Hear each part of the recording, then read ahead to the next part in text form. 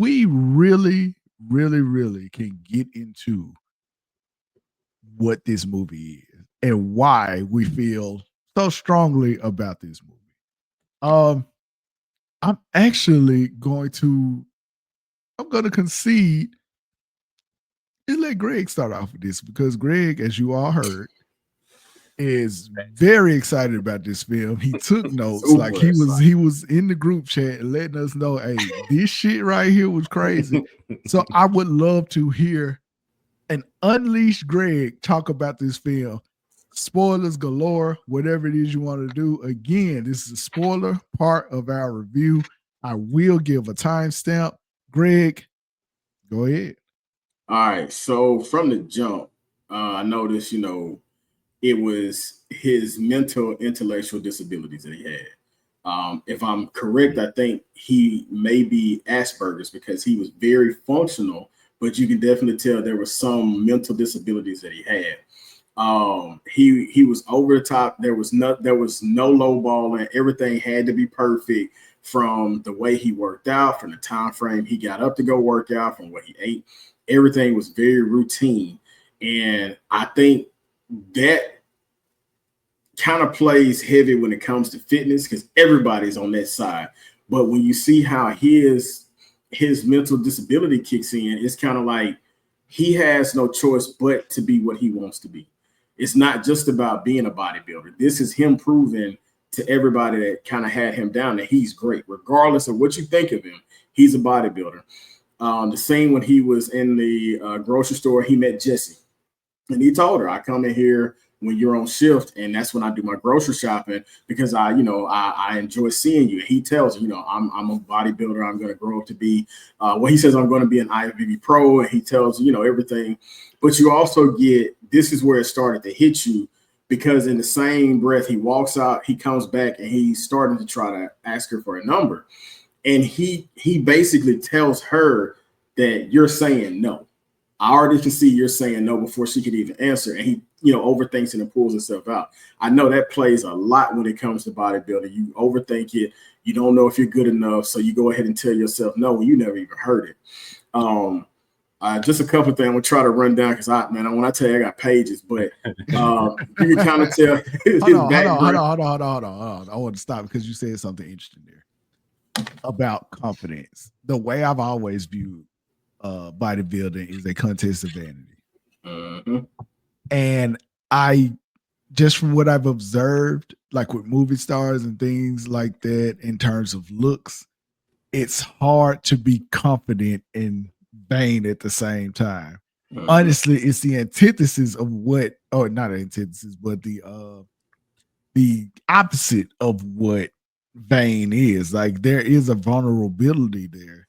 And when you've invested so much in your looks, anything that can be seen is anything less than a full-on compliment is a shot at their ego. That's one thing that I saw about it. With that being said, when you get to the Jesse part, Jonathan Majors said in an interview something really interesting.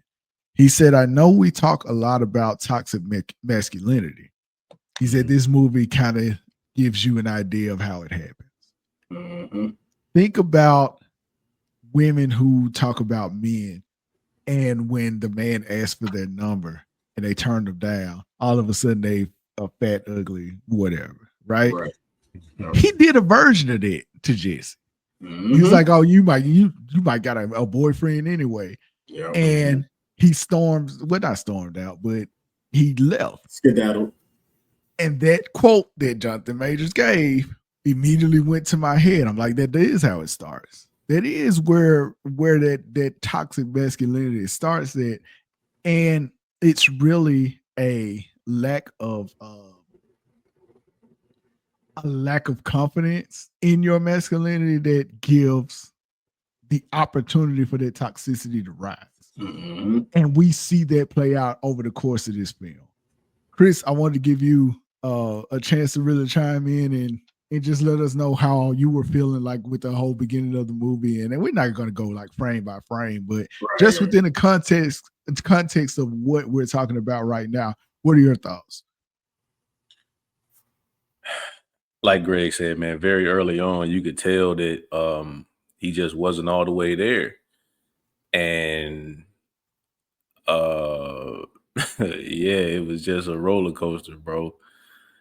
Of quick little spurts here and spurts there, and then like him telling himself that he controls his emotions don't control him. Like, man, that was wild, man. Mm-hmm. But like, even apart from like the mental disability, man, like I knew it was up, bro, with the Roy rage, man. Like the anger level was just crazy, bro. It Like was insane. It It's when some he was, man. crazy ass scenes involving his anger. Man, bro, wow.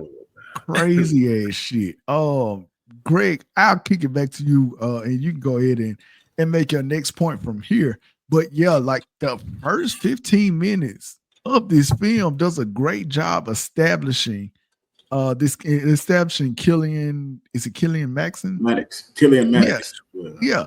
It does a great job of establishing him, and you do understand, hey, this guy, he got some perks going on. Like he on some other shit. You're trying to figure it out, like from a mental, I guess, disability or mental health standpoint. You are trying to figure it out, but you can't quite put your finger on it. And then they right. give it to you in full force. But Greg, go ahead and you can pick it up from here. So that's when I started to think it kind of, so they don't give a backstory of how he got the therapist. And that's something I think would have been like not delve into it, but just give like a hint of how he got to that point. And I'm assuming because he does the way he talks about how his parents died, they both died. And it's kind of like he was doing that with Jesse. He would bring it up, but the way he would bring it up, he didn't expect laughter, but the way he was saying it was funny. And it's like when you laugh at it, it pissed him off. So it's kind of like, well, I want to know what, how did he get involved with a therapist? He's high functioning, taking care of his pawpaw, which I don't think he kind of understood like his role. He just does it. Like he just takes care of his pawpaw. He just does it. Like whatever his pawpaw says. And I started to think that he had a rough growing up. He was, probably abused because there was a lot of scenes where he would tell them like, hey, don't touch me. I don't like to be touched. Like, don't touch me. But I do know kids on the spectrum, they don't want you like in their space. Like, I'll let you know when it's okay.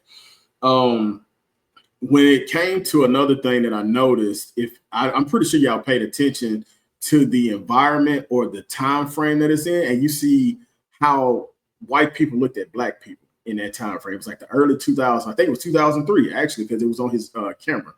It was 2003, and you could kind of tell he kind of skated around them because the woman was standing in front of him at the meat market, and she swapped sides on her with her purse, and it made him think, what did I do wrong? In his mind, it made him think he did something wrong. So he stepped back, to make her, make her feel good. And he tried to comfort her. And it was just throughout the movie, you started to see more and more in that time frame. It had to be something significant. I can't pull it to my head right now. In that time frame that he added that in the movie.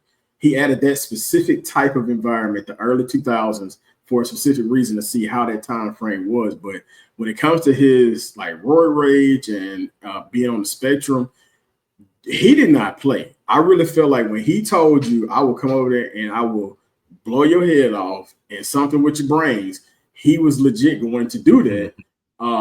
Because y'all know the scene with the painter. Oh, I got you.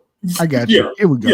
Yeah. Here we go. The scene with the painter, he was like, I'm gonna let y'all, dive in on that too. But the scene with the painter, I'm gonna set y'all. Yeah, the scene with the painter, I'm gonna leave it at that. Yeah. And we're not talking about that. We're not talking about the fight. We're talking about the first one. Oh, I got you. Yeah. When that boy told that man that on that phone that he was gonna come over there and blow his head off, I said, oh, okay. I was like, all right, wait, well, it kind of gave me some falling down vibes a little bit. Y'all remember that? Was it Kirk Douglas? I believe. Yeah. And he gave me that vibe, and I'm like, all right, this boy's at his tipping point or whatever. What I did not expect for him to do was get in the car with Death Miller playing, and he driving down the street, and he pop up in front of the store, and I'm like, all right, so it's clearly closed, ain't nobody there. I said maybe he'll shake the door and all that. I did not expect that boy to go full Kong on them damn windows like that. My Mind you, he eyes, pulls up in a Merc. my eyes, right. That was your first flag, honestly. Right, Is old the car Merc. he was driving. The car he was driving was your first flag. That boy pulled up and he proceeds to beat the shit out of this damn store.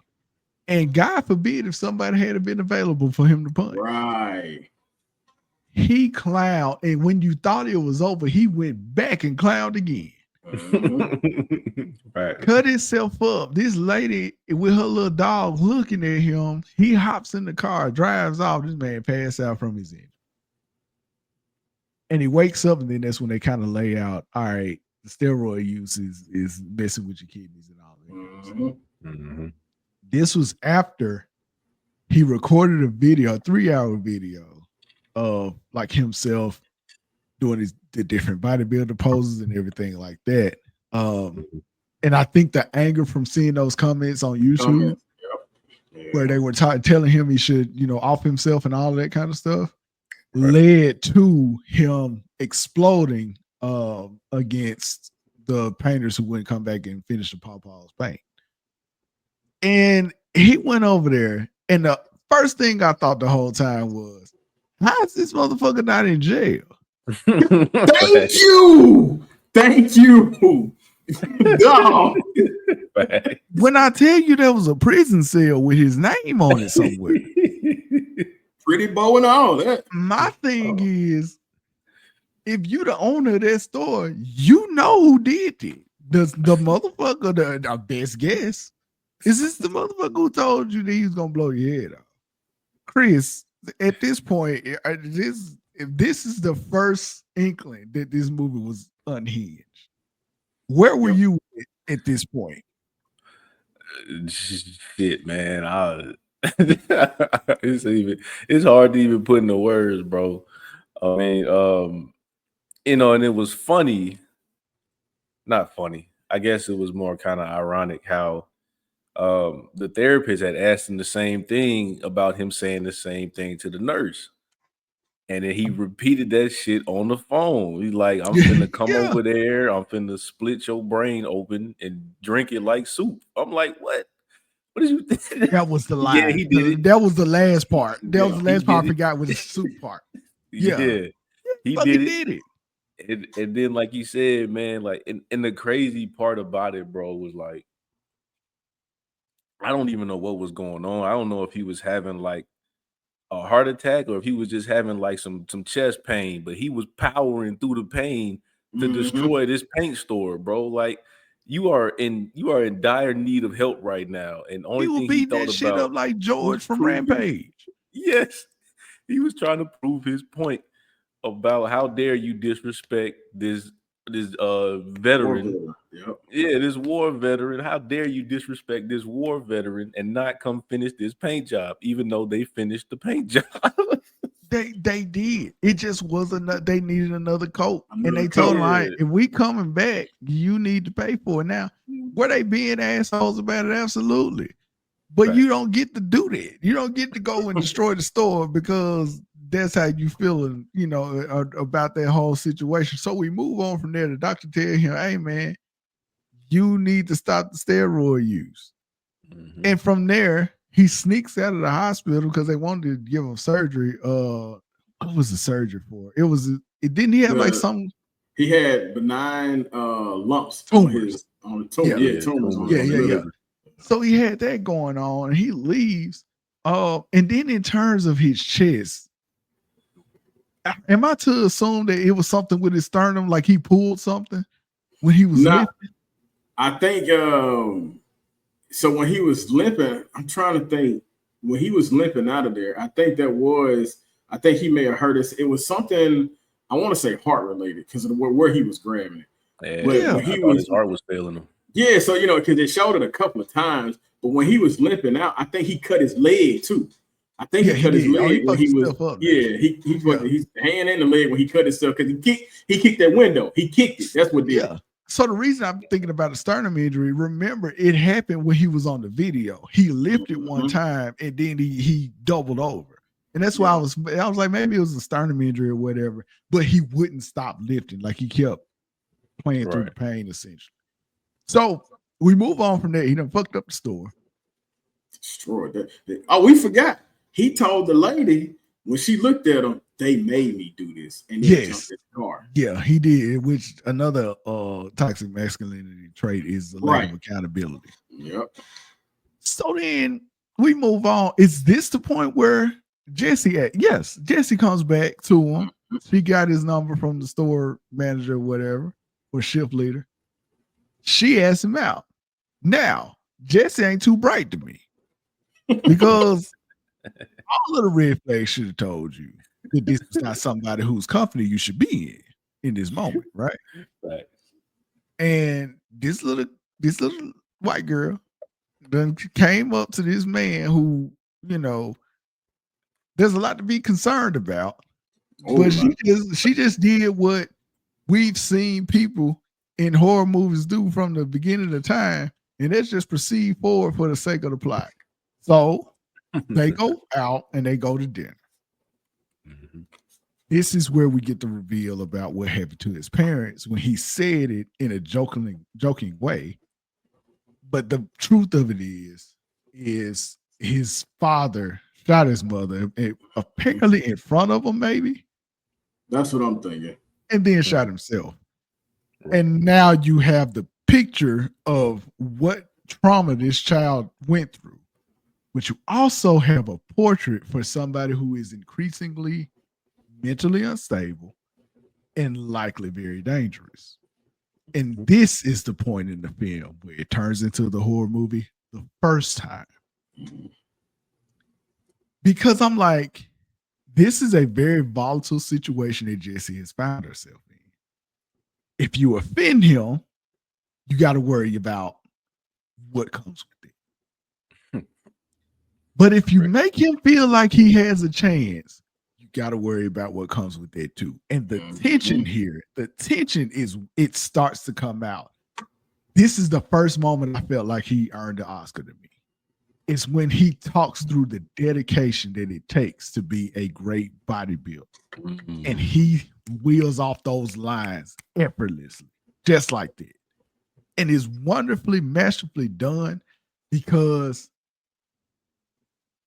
you're hearing somebody who has such great passion for bodybuilding, but you also see a man who has his hand taped up and everything because he just crashed out and decimated the store, all because they wanted to charge him to come back and finish his pawpaw's painting, paint job.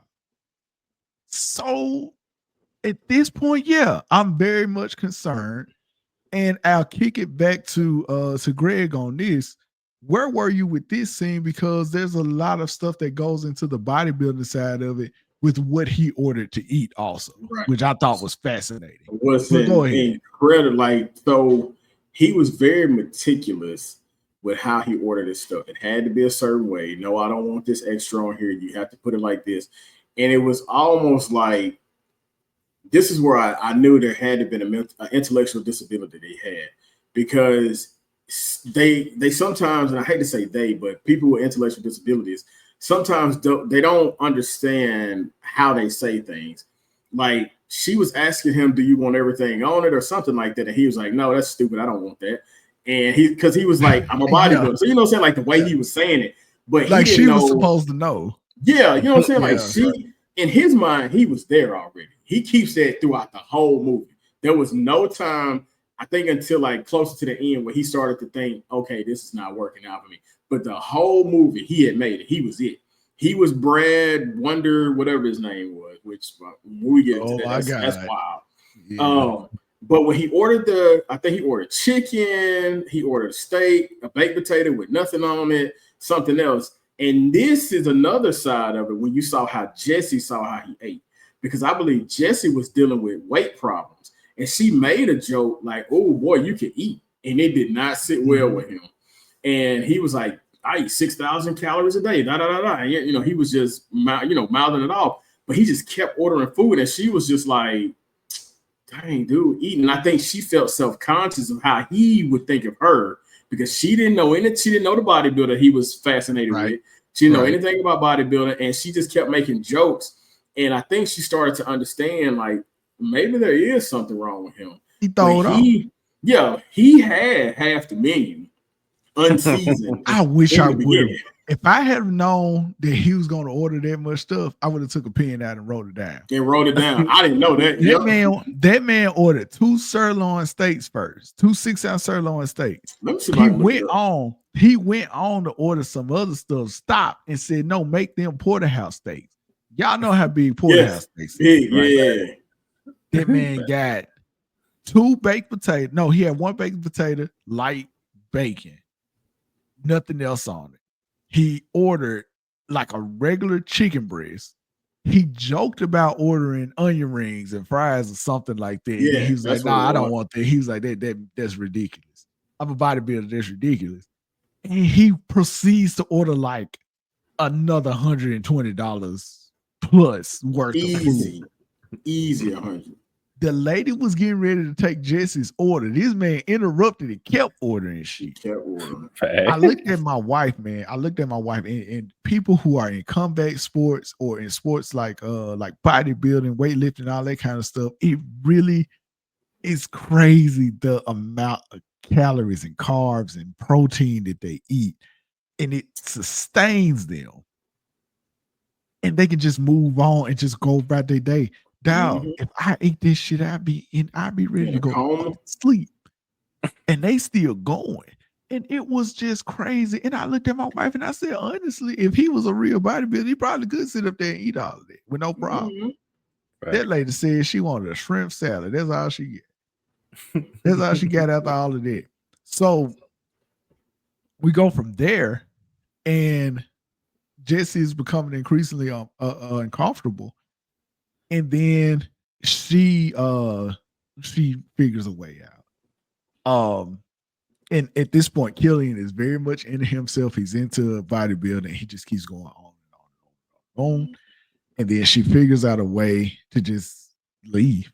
She said it was a family emergency. And the waitress tells him after 10 minutes, which is crazy. The waitress knew 10 minutes ago. Let me tell you what that tells me. Jessie did feel like she was in danger. She said, wait, give me a 10-minute head start. I'll be at the house by then. By the time you tell him, I'm gone. He don't know where I live at. I start a new job tomorrow. I'm out.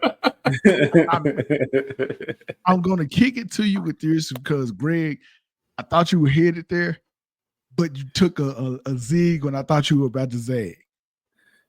It's exposed in this moment to me that Killian has an eating disorder. Yeah, it does. I wasn't going to hit on that. Yep. And that's where the bodybuilding comes in. Yep. He has an eating disorder because after she leaves and it's confirmed that she's left, all that fried food, the fried food that he joked about ordering, he ordered that shit. And proceeded to get everything else that was fried on the menu to go with the healthy stuff that he already had. And he was gorging on it. Chris, the reveal of him having the eating disorder, like, how did that hit for you?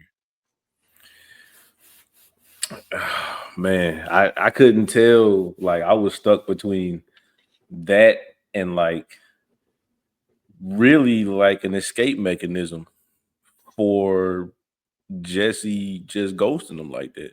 Yeah. You know, it could have been the way he's always dealt with his problems, you know, and it kind of, I don't want to get too far ahead, but, you know, because I think we're going to end up covering that toward the end. But there's a scene later on that, like I said, we probably going to cover where he interrupted a kid and was like, don't drink that, you'll get fat. Man, I think that's what he grew up doing. Yep. Gorging himself as a kid to get away from the pain of watching his mom die. And I think that's why he ultimately went into bodybuilding, because he was tired of being joked about being the fat kid and whatnot. So that all kind of like it stuck with me in that moment.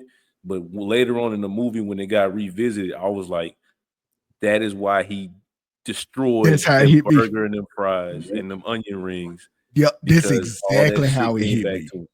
Yep. Yeah. And like at first I was thinking about it with the restaurant scene. But when they come back to it later on, and we'll get there.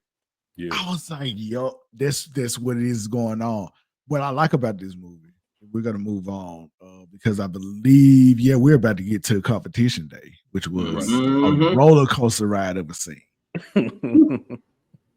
I love when a movie shows me something and doesn't tell it to me. Right. Because Tyler Perry would have just given us some exposition. And at that point, we would have found out everything that we need to know. Or Lee Daniels would have did what he did in Precious and show us the graphic effect what was going on. And thankfully, we got some tasteful storytelling. Shout out to Lee Daniels. So then we get to competition day. Killian wakes up, tells Pop, hey man, I'm going to the competition. And I think Pop says, make me proud. Nice, I'm gonna make you proud. Yeah, he tells Pop he's gonna make him proud. Which was I'm already proud. One of the few heartwarming moments in this film, by the way. Very few. And this man is packed up and he ready to go, man. He got his game face on. If he qualifies, I think he told Jesse if he wins or something like that, he qualifies for the next level. Which Greg, you can tell me more about that than our level. And goes outside and the van plastered on the side with the painter logo on it, pulls up. And boy, it's trouble. Man, that man came up with that steel pipe and he said, is your name Killian? He was like, yeah, I'm here, motherfucker. Boy, them three dudes got the wailing on them. But let me tell you something. That man is still Kane the Conqueror when it comes in view. And for a moment, I thought Killian was about to whoop all three of their ass. I thought he was had, bro. Let me tell you something, man. It's a phrase I come across in these time for some Robotomer shit in my house.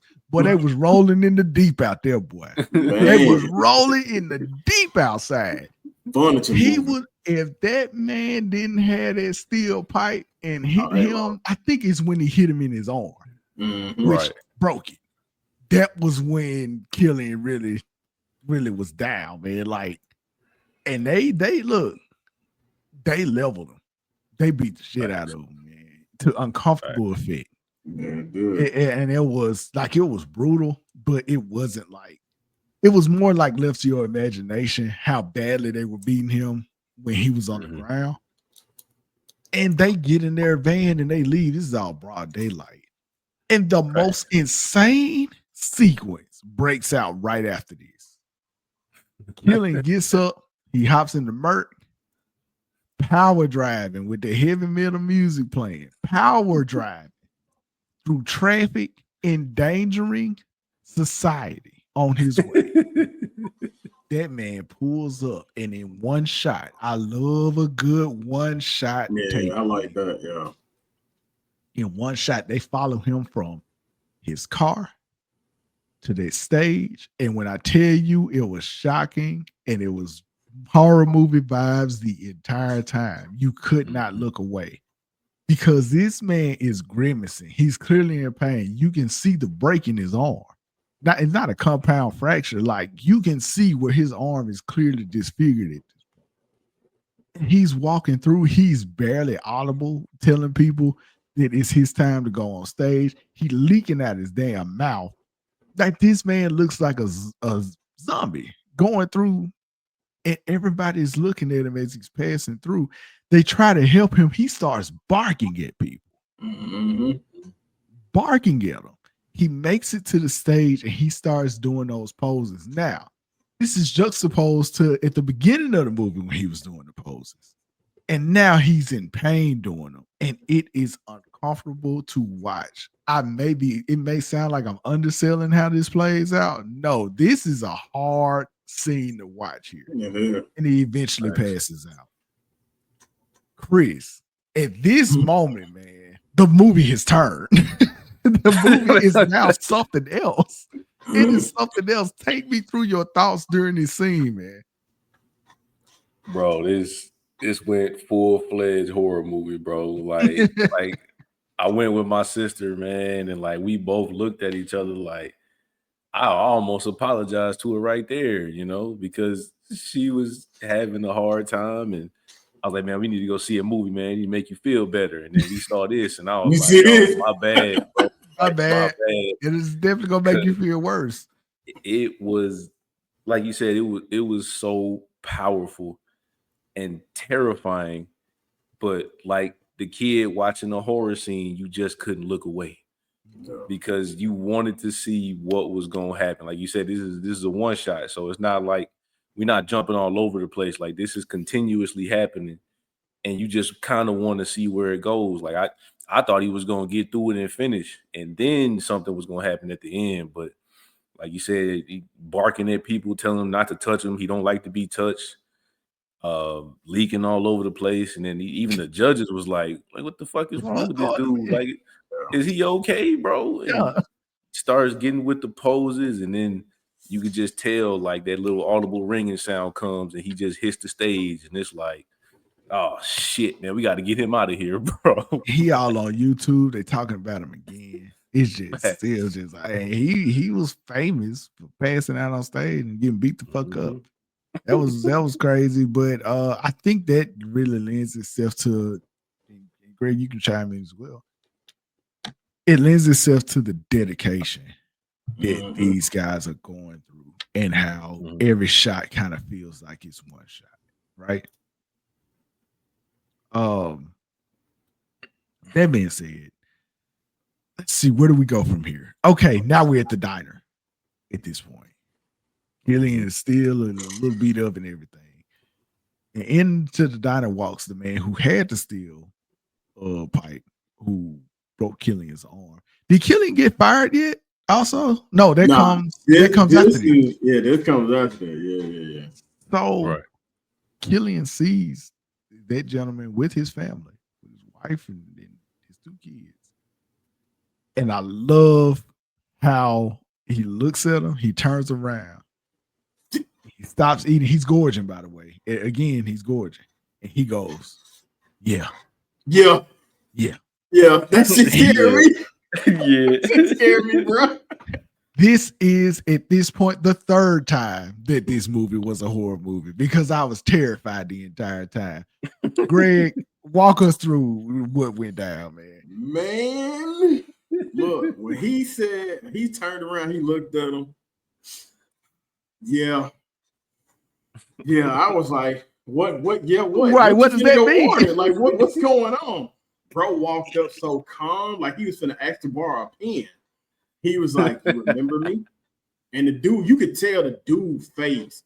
I felt his heart drop. Like, I knew it. Like, if anybody had been through a parent-teacher conference and you know your grades is bad, you know that feeling. That's what he had to be feeling in that moment, bro. And he was, and what got me was what made me so mad and what made this dude more of a coward. He goes, man, I'm with my family. Bro, that ain't gonna save you. That's not saving you, fam. Bro, this is the main. I'm gonna tell you the main lesson that I took away from this movie is don't fuck with people if you ain't on it.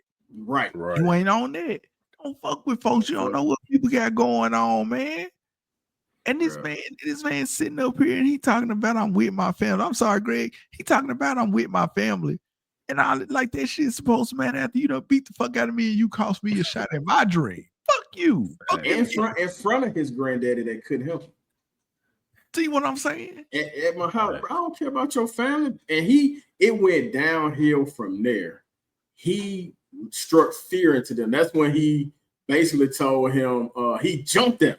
Like he jumped and I was like, oh, we finna get him. He barked at him. If I'm not mistaken, he barked at him again. Yeah, that was the second time he barked at somebody. And then this one, it just seemed like the world came crashing down and you got more of a glimpse of that eating disorder.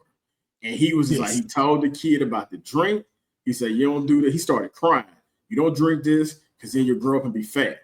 What made it even colder, he took the drink, went and sat down, and then drunk the drink, and then threw the cup.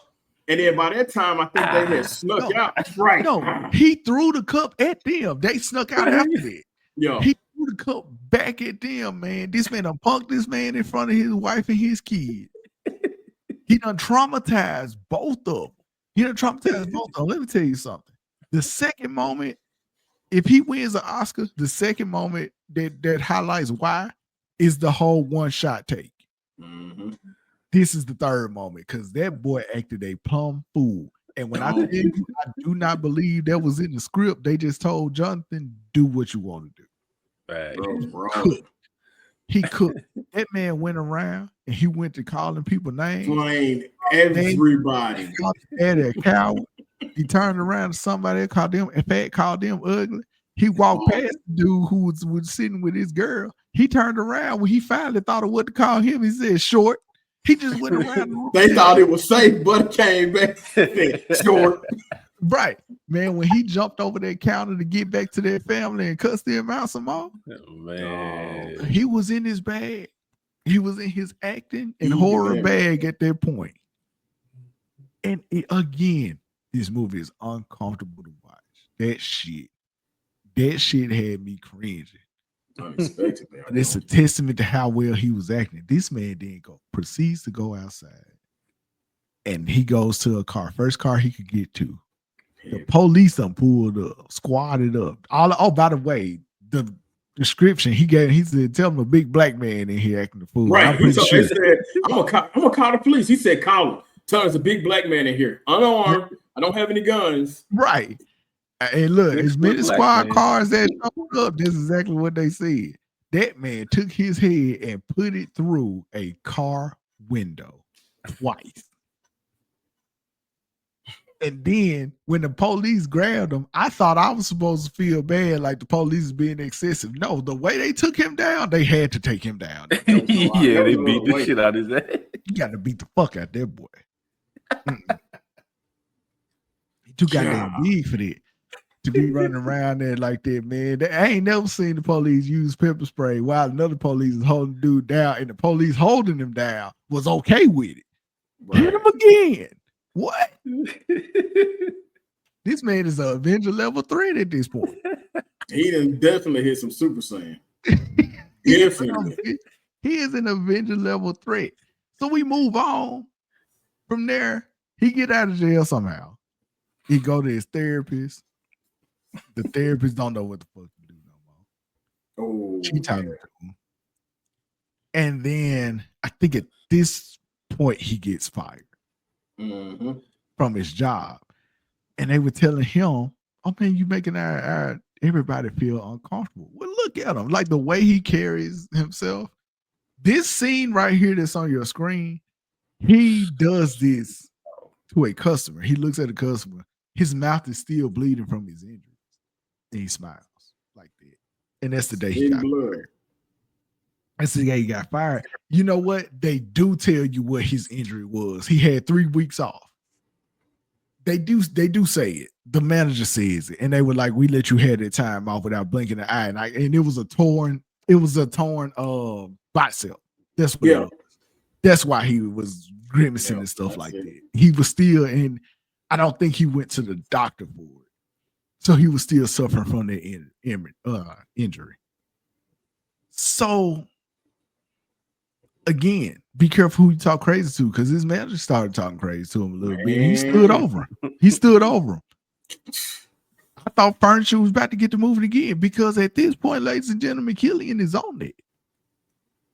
He with all of that bullshit. Stay out of this man's way. He should have been on the news a long time ago.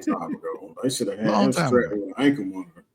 So I wanted to move us forward some, because there is another part we absolutely got to talk about. Mm-hmm. The most uncomfortable part of this movie. Dick's most extremely uncomfortable part. Man. There was an underlying tone of homosexual conduct. Was not expecting it. I saw it from the beginning when they were all doing the bodybuilding and all that kind of stuff. Not saying that is homosexual in nature. It was just the way it was framed. Right. Then it's all the letters, because he was acting like Stan from the famous Eminem song. Mm-hmm. All of the letters to Brad. I was like, this ain't normal. This is an obsession. Right. Brad reaches out to him when he's at his lowest point, and he's just gorging on all the sugary food that he can get in his I don't hand. know where he got that birthday cake from. A big ass piece. I wanted something. I ain't gonna lie to It's crazy work. you. Brad reaches out to him, who is this super famous bodybuilder that he wants to emulate. Mm-hmm. And I was like, okay, maybe this is a prank or a way to get him, you know, Yeah. Get him jumped or some stupid shit like that. I don't know. Mm-hmm. No, it's him. It's really him. He goes to his photo shoot. Brad's getting in and taking these pictures and shit. And he shows him his abs. And he asks Killian if he wants to touch his abs. And all of a sudden, this movie is getting sensual. And Yeah, I'm like, that don't sound right. I said, what are we doing? My wife is next to me. I'm leaning up and I'm like, they're gonna do it. I told her straight up. I said, they better do it, man. I was like bracing myself because this can go one of three ways. Mm-hmm. You can go the way of Moonlight, which really didn't go there. Really didn't go there. You can go the way of Brokeback Mountain. It went there. It kind of went there.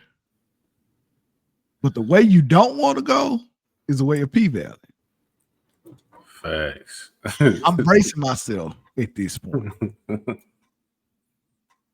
They went with the most tasteful ways to handle this situation that does not put a permanent image of any of the actors involved in your head. Right. And they move on with the story. Yep. I appreciated that because the gratuitous nature of the other parts of this movie is there. If they had gone full Tarantino in this moment, it would have just been par for the course. They did not. You basically get it's Killian waking up. This is how they made this scene uncomfortable, and I'm gonna kick it to Greg on this. All right, know what you're finna say. It's the soreness in which Killian moved with when he was trying to put his clothes back on. Mm-hmm. That was a lot. Because it gives you that undertone of it kind of being not 100% consensual.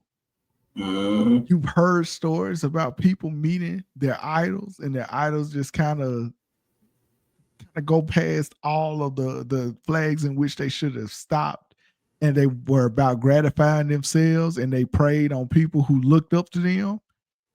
Right. All of that happens at once. Then you got Brad in the background talking to his wife, talking about he love and miss her, and all that kind of stuff. And when Killian leaves, Brad doesn't even give it a second thought. Yeah, it just that scene was insane to me. And when I tell you, like, this movie is not what you think it was gonna be initially, Greg, as this is unfolding, man, like what are you taking away from it? So there was a lot that led up to this point. If you notice, Killian watched a lot of porn. He watched a lot of porn. Every time he was in his room, if you paid attention to what was on the TV, it was always a woman moaning. I missed it. And so I missed it completely. With that, it made me understand when you're on steroids, you're hypersexual. Like you basically crave it all the time, because I don't know when this came in.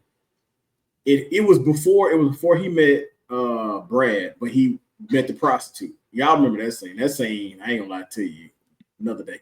But he meets the prostitute, does what he does.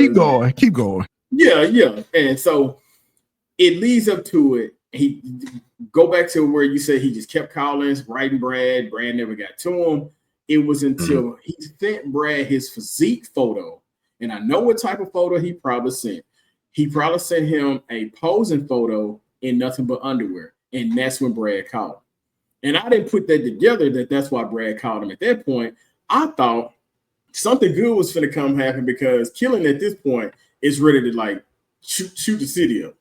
Like he ready to go crazy. So I thought, oh man, this is the best thing. This is where the movie keeps taking turns. This is where it keeps doing it, bro.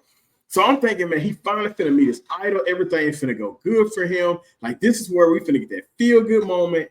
And then we get that scene where he's like, yeah, you can touch him. And my head turned. I was like, wait a minute, bro. Body builders don't tell you to do that, bro. Like that's not us. But when it comes to bodybuilding, back to it being vain, it does make you, as heterosexual men going to events like this. I've been to the Olympia 3 times to spectate. You are watching me in an underwear pose, so it is one of those things where I'm secure in my masculinity, so I can root for you. Like, yeah, you got biceps, your chest, it didn't bother me, but you do have that where you're constantly around that. If that's all you're seeing, if that's all you're basically his obsession is, it didn't surprise me, which I can't say he was okay with it, but he just went with it because he met his idol. Now, you said the sorting scene, but what got me was when he was running and he spit. He started spitting out of his mouth. That let me know. Yeah, that was rough too. That let me know for a fact what he did he basically essayed him. And, for lack of better terms, we on YouTube, essayed him. So I understood at that point, this man took advantage of somebody who looked up to him and thought he was like the biggest thing in the world. Because this was something that he got mad at Jesse about for not knowing. You don't know Brad Vanderhorn?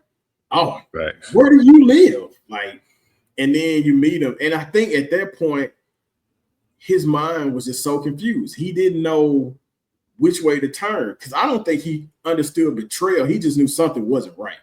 This wasn't right. And when I tell you, at this point, man, that movie turned up again. It turned up another notch. And I wasn't expecting it to keep going the way it did, but that scene by itself, like I was just like, man, they say never meet your idols.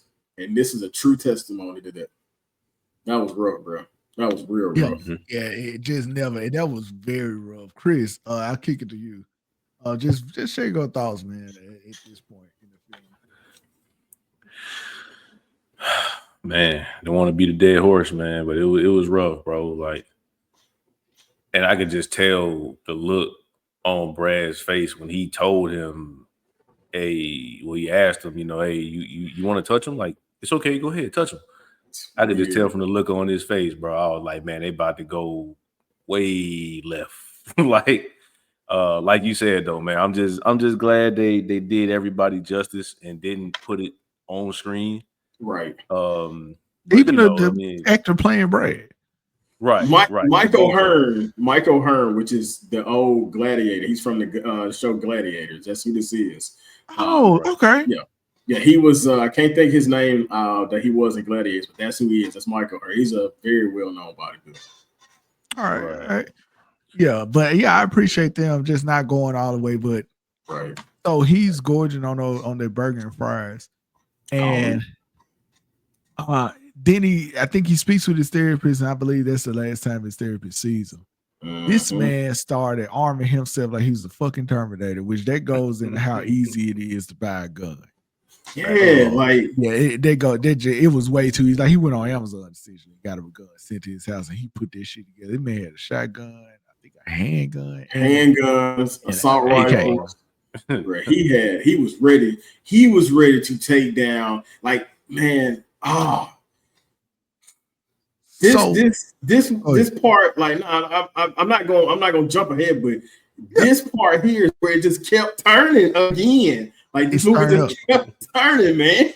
So now I'm like, I know we headed. It's about to be a shooting, but where he's gonna go? And then throughout the film, he's been doing these Google searches. His last one is how to make people remember you.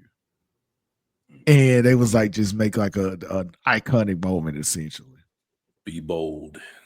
Yep, bold, brave. I was looking, boy. I was so damn scared, man, at this point. And he calling Brad again, and he was like, he said at one point he was like, call me back after you did those things to me and all that kind of stuff. So I was like, okay, that's terrible.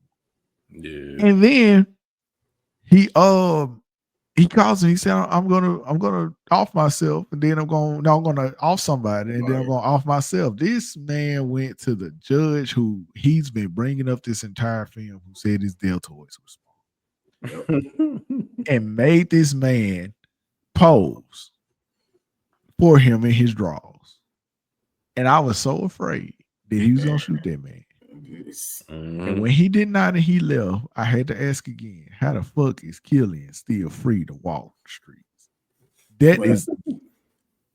But here's the thing. This is where Jonathan Majors is a fucking acting god. Because he had me thinking he was about to shoot him, and the whole time it was never gonna happen. And it was just like he played that role because he turned up the music. I thought for a fact, man, he was gonna put two to him. It's over with. He told him now who's at the top of the mountain now, because he made him bow to him. He said, "Who's at the top of the mountain now?" And this mofo made this man bow down, and he left like Batman in the night. That man still wondering what the fuck happened to him. Bruh, my heart paced at this part. Right. So again, this is turned into a full-fledged horror movie. It is. Oh my god. He decides to go to where Brad is doing the show. This is kind of where I had an issue with the movie at this point. He goes down, he gets in, he's bypassing any kind of security. He has these big ass guns in a duffel bag, and he shoots Brad on the stage. And I was like, oh shit. Then I thought he's gonna start spraying the audience. Uncomfortable the entire time. It plays through, and it's a false finish. And Brad is still alive, and he leaves. Then there was the other false finish. I think it was before that, where he contemplated jumping off of the bridge into traffic. Right. And so we moved on from that. And finally, he comes back home. This is the third false finish, where he and his pop are embracing each other. And I thought he told Brad he was gonna off himself. And after all the song, I thought he was about to take his grandfather out. Man, I thought that's what I thought. Man, I'm terrified the entire time. But the message was about you don't have to be toxically masculine all the time. You can feel your feelings. And his grandfather embraced him. I love the image of two black men embracing each other and getting through their troubles together. That was a beautiful moment. You're right. And then Killian dismantles his guns. He finds a love in himself. Honestly, it's pretty great ending. He finds a love in himself, and he hangs his own picture up alongside Brad and other famous bodybuilders, and he says he has his determination to do his own thing. He's recording again, and he just go through, and he has that determination to become this like superstar bodybuilder. But he's found a love for himself. He threw his steroids away also. And he just embraces himself after all the trauma that he's gone. It's good ending. I still don't understand how he's not in prison. Facts. This man is a Grand Theft Auto character. He a certified crash out. I don't understand how he survived all of this. Now, we went through a pretty heavy segment there. But I want to add some levity. You mentioned the prostitute that he found himself with. He is titled as Pink Coat. She is played by Taylor Page. Taylor Page, all right with me. You understand? We record. Yes, yeah, all right. Yep, you're right. I'm not gonna get into no details and nothing like that. This lady did a great job. Very fine woman. In the part of the film that she was in. She was believable. And yeah, if she had more screen time, I think we could have had a whole journey with her and Killian, trying to take over the bodybuilding game together or whatever. There's another movie there, but we got what we got.